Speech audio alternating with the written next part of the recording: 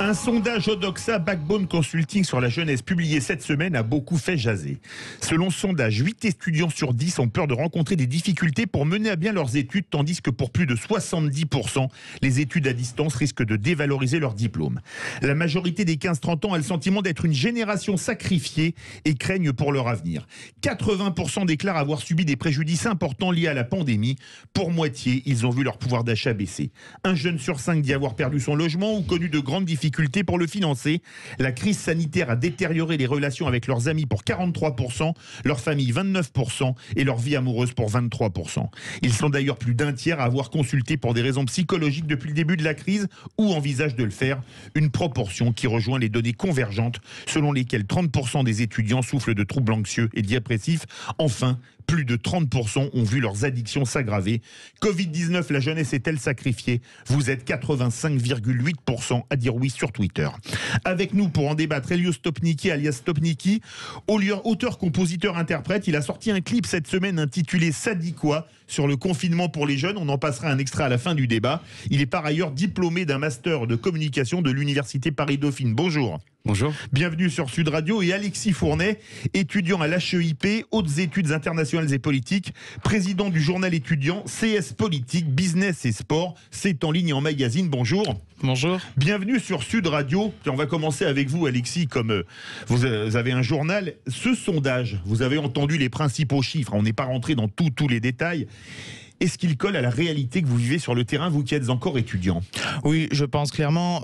Et aujourd'hui, on se rend compte encore plus que les étudiants vivent un réel mal-être. Moi, je vais vous dire, avec le journal, le 14 janvier, on a réalisé une campagne de témoignages pour un petit peu se rendre compte de ce qui se passe sur le terrain, des étudiants, comment ils vivent la situation.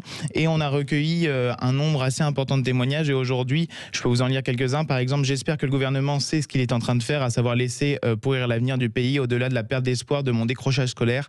Je vous épargne mon loyer et le prix de mon logement qui sont exorbitants. J'ai perdu le goût à la vie, le goût à l'ambition, à mes projets, à l'espoir, à mon avenir. Ou encore, nous sommes à une période de notre vie où nous construisons notre avenir, mais que voulez-vous construire si rien ne dépend de vous? Et c'est à ce moment-là qu'on se rend compte vraiment de ce qui se passe et du mal-être étudiant qui nous gagne de plus en plus. Vous, Elio, vous étiez étudiant, vous ne l'êtes plus, vous êtes auteur, compositeur, interprète. Vous avez décidé d'essayer de vivre de votre passion, la musique. Quand vous entendez ce sondage, parce que vous n'êtes plus étudiant, on a un étudiant et un jeune dans la vie active, est-ce que vous êtes d'accord avec les chiffres que vous avez entendus? Alors, ce n'est qu'un sondage, mais c'est un sondage quand même. Oui, je suis bien d'accord, et particulièrement avec les derniers chiffres que vous avez cités, notamment au niveau social, et donc le fait qu'on voit moins ses amis, moins sa famille. Vous avez aussi cité des choses comme ça, donc c'est vrai qu'il y a un manque de lien social qui est vraiment parlant, et c'est ce que je vois le plus, moi, en ce moment. D'ailleurs, dans votre clip, vous dites Tinder, ça marche plus. Je ne sais pas si vous fréquentez Tinder, mais comme disait Thierry Roland, ça ne nous regarde pas. Quelles seraient justement pour vous, Alexis, les mesures qui feraient le plus de bien aux jeunes? Il y a un article qui m'a beaucoup fait rire, qui a été publié dans Causeur, qui est sorti il y a une dizaine de jours. Ça faisait allusion à la réouverture des lieux de culte, et le titre c'était « Réouvrez nos lieux de cuite ».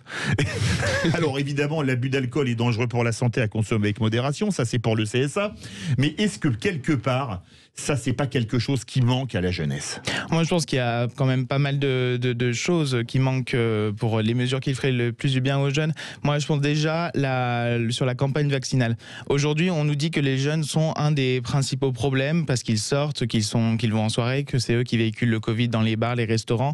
Mais dans une stratégie vaccinale que le gouvernement veut montrer, qui est faite étape par étape, on voit que les jeunes sont les derniers à être sur le calendrier. Et ça, je pense que déjà, c'est une chose... c'est eux qui ont la mortalité la plus faible aussi. Hein. Oui, mais aujourd'hui, si on veut garantir l'avenir du pays, c'est-à-dire permettre à nos jeunes qui puissent continuer à faire leurs études, à construire des projets puis à s'épanouir plus tard, il faut aussi mettre en place un régime de priorité qui va dans ce sens. Donc déjà dans le calendrier vaccinal, le fait de voir les jeunes au dernier plan, c'est quelque chose à mon avis qui n'est pas logique et ça fait partie des mesures, une des mesures principales à prendre. Elios Stopnicky, on parlait des lieux de cuite. Pour citer cet excellent article de Causeur, j'invite les gens à le lire. Vous êtes artiste, aujourd'hui, salle de spectacle, rien. tout est fermé depuis des semaines, comme les cinémas, etc., hein, les théâtres, les salles de concert. Quelles seraient pour vous les mesures qui feraient le plus de bien aux jeunes ?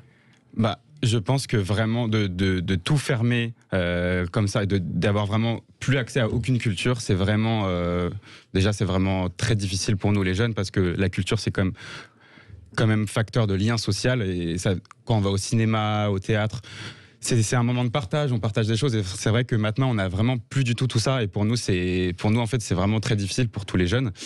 Donc je pense qu'il faudrait, en fait, surtout quand on voit, par exemple, le métro bondé et les salles de cinéma, franchement, c'est assez absurde. Donc, oui, allez-y. Donc pour moi, on pourrait au moins ouvrir quelque chose, je sais pas, en extérieur, dehors, créer, je sais pas, des animations. Ou des cinémas drive, comme aux États-Unis, oui, on va en voiture dans des grands terrains, on met des grands écrans et on est en sa voiture. Tiens, je vais vous donner un sujet de philo. Vous avez eu le bac tous les deux il y a quelques années. La culture est-elle un bien non essentiel ? Vous avez 4 heures, je vous écoute. Non, franchement, on peut pas dire que c'est non essentiel. Enfin, c'est vital, la culture pour nous, c'est pour tous les jeunes, et pas que pour les jeunes. Je pense c'est vraiment quelque chose d'essentiel pour nous, c'est évident. La culture, c'est non essentiel pour vous, Alexis ? Bien sûr que non, c'est essentiel la culture. C'est essentiel. Oui, bien sûr. Aujourd'hui, le fait d'aller, que ce soit au cinéma, au musée, au théâtre, enfin, c'est quelque chose. C'est même au-delà du fait que ce soit essentiel, et pour la culture personnelle, ça peut être aussi un moment de détente. C'est pour ça que, enfin, c'est essentiel sur tous les points. Dans CS Politique, Business et Sport, vous parlez de sport, vous parlez de la future Coupe du Monde de football au Qatar. On va sortir un peu de la culture. Quand on voit l'équipe de France qui jouait au Stade de France, 80 000 spectateurs normalement, qui étaient totalement vides, est-ce que ça pourrait pas permettre aux jeunes de s'oxygéner ? Allez, on met 20 000 spectateurs sur 80 000. Ce serait pas aussi une bonne chose, outre la culture, le sport ? Oui, en mettant en place tout un protocole et en respectant les gestes barrières, bien sûr. Vous êtes d'accord avec ça, Elio ? Oui, non, je suis d'accord. À partir du moment où on est en extérieur, on respecte, 1 mètre de distance. Il n'y a pas de raison. Il n'y a pas de raison, exactement. Alors justement, on a entendu, les jeunes disent que les diplômes, que le travail à distance, les cours à distance, ça dévalorise leurs diplômes. Est-ce que les diplômes obtenus, alors on a entendu que le bac 2021, ça allait être comme le bac 2020 qui a déjà été un bac au rabais. Est-ce que ça a amplifié la dévalorisation des diplômes, cette politique ? Je pense. Déjà, il y a une dévalorisation des diplômes qui c'est pas nouveau. Mais en plus, avec cette crise qu'on connaît, on a un marché du travail pour les jeunes qui est de plus en plus tendu. Aujourd'hui, un étudiant est obligé de maximiser son CV, son dossier, d'apporter toujours des bonus.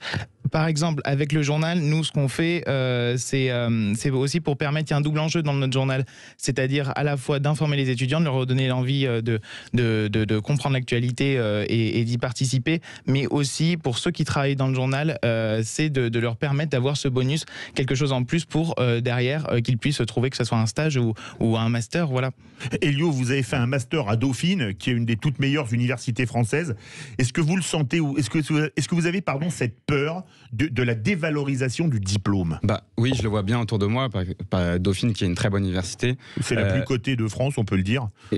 C'est une très bonne université, peut-être pas la plus cotée, mais une des plus cotées, je pense. Non, je vois bien autour de moi tous mes amis. En fait, nous, j'ai 24 ans, donc je suis vraiment la génération où on rentre en fait sur le marché du travail. Donc, ce qui est très dur pour nous, on est vraiment un peu les premiers sacrifiés quand même. Et ce qui se passe, c'est qu'il y a énormément de gens, d'amis à moi, qui ne trouvent absolument pas de travail, quoi. Même des stages. Enfin, on est dans une situation qui est très compliquée, quoi. Justement, on va parler également du travail, mais vous avez vu les jeunes qui disent on ne peut plus payer nos loyers. Est-ce que quelque part, cette crise du Covid n'a pas fait exploser les inégalités encore plus qu'elles n'existaient entre les jeunes de milieux favorisés et défavorisés ? Oui, elles ont fait exploser les inégalités. Après, comme j'ai dit aussi pour le marché du travail, c'est pas un phénomène qui est nouveau, et chaque crise augmente les inégalités, crée une sorte de fossé. Après, avec la crise du Covid et cette crise sanitaire, d'un côté, on se sent aussi tous concernés par cette dévalorisation, que ce soit au niveau des diplômes. Et après, on a des problèmes qui sont différents, je pense, entre jeunes, toutes catégories sociales confondues. Mais ça a dû creuser les inégalités, c'est évident. Oui. Les inégalités ont explosé. Oui. Pour rebondir, oui, moi je le vois bien aussi autour de moi. En fait, il y a un peu deux cas. C'est-à-dire, il y a les jeunes qui ont du travail, et du coup en fait qui sortent moins, et donc qui ont plus économisé en fait leurs économies, parce que on dépense moins, on sort moins. Bien sûr. Donc ça c'est le premier cas, et le deuxième cas c'est ceux qui n'ont pas de travail du coup, et du coup qui au final ont vraiment peu de ressources, donc ça crée vraiment une grosse inégalité, je pense. Et ça souffre beaucoup évidemment pour trouver du travail aujourd'hui, notamment alors les travaux pour les jeunes qui payaient leurs études, qui travaillaient dans des fast-food, à la plonge, dans les restaurants, etc. Là c'est fini, au moins pour on ne sait pas jusque quand. Le marché de l'emploi c'est si compliqué que ça en ce moment pour les jeunes avec la crise? Oui, et puis en plus, ça a été dit, le président de la République le dit en octobre 2020, il dit c'est dur d'avoir 20 ans en 2020. Et on en parle qu'aujourd'hui. Et 21 en 2021. Et 21 en 2021. Et c'est toute une génération qui est touchée. Et aujourd'hui, on le constate encore. D'ailleurs, la question, c'est de se dire pourquoi est-ce qu'on en parle aujourd'hui alors que le gouvernement en avait déjà conscience en octobre. Mais quand on voit sur, par exemple, une étude menée par le Centre national des ressources et de résilience, 11,4% des 70 000 étudiants interrogés ont eu des idées suicidaires au cours des 12 derniers mois. Et en juillet, ce sondage sur ce même panel passe à 16%. Donc là, la situation elle est clairement alarmante et je pense que si le gouvernement ne prend pas vraiment la conscience de ça, après tous anti-Covid, c'est tous anti-suicide qu'il va falloir télécharger. Alors justement, il nous reste à peine une minute. Je vous demandais en 30 secondes, quand vous voyez la gestion de la crise Covid, Elio, est-ce que vous avez encore confiance aux politiques? Sincèrement, parlons vrai, c'est écrit. Sincèrement, c'est la première fois de ma vie que je suis absolument plus la politique. J'arrive plus à avoir confiance. J'essaye de me couper vraiment de tous les médias pour essayer de rester sauf Sud Radio, positif. Évidemment. Sauf Sud Radio. Sauf pour regarder Philippe David, bien sûr. Mais oui, allez-y. Mais voilà, j'essaie de me couper de tous les médias et d'essayer de rester positif en fait. Pour oublier, pour pas entendre parler du Covid. Pour oublier, voilà, exactement. Et pour vous, Alexis? Oui, et en plus, ce qui se passe, c'est la confiance en le gouvernement et en les politiques, elle diminue. Et quand on voit qu'il faut attendre qu'il y ait des suicides ou des étudiants vraiment qui crient avec des pensées suicidaires, et qu'on voit la ministre de l'enseignement supérieur qui arrive dans une conférence de presse que maintenant, ça montre qu'on arrive à la fin. Merci beaucoup à tous les deux. Tiens, on écoute un petit morceau du clip qui vient de sortir. Je rentre chez moi le soir, même pas 18h passées. Pas la motive de rien, pas envie de cuisiner. Je sors mon tel, je vois quoi, 0 appel manqué. Tinder, Bumble, à peine on sait plus quoi installer.